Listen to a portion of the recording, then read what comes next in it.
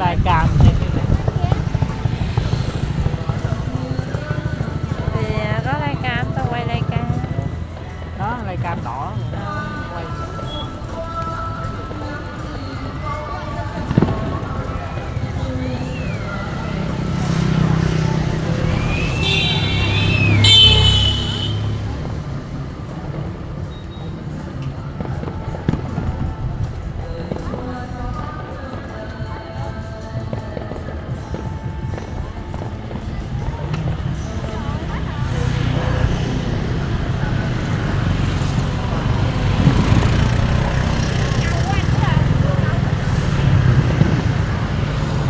coi được miếng. Đẹp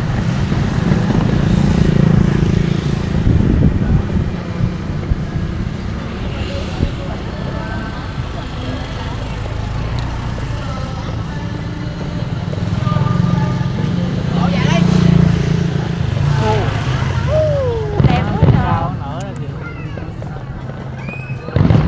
Lên cao mới đẹp đó.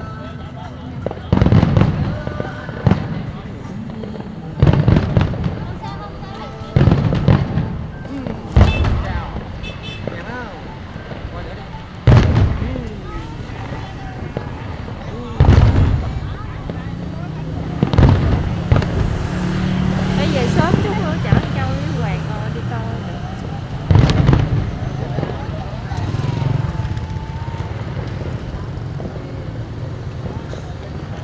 Ở đây còn đứng không coi được, cái đứng bên kia.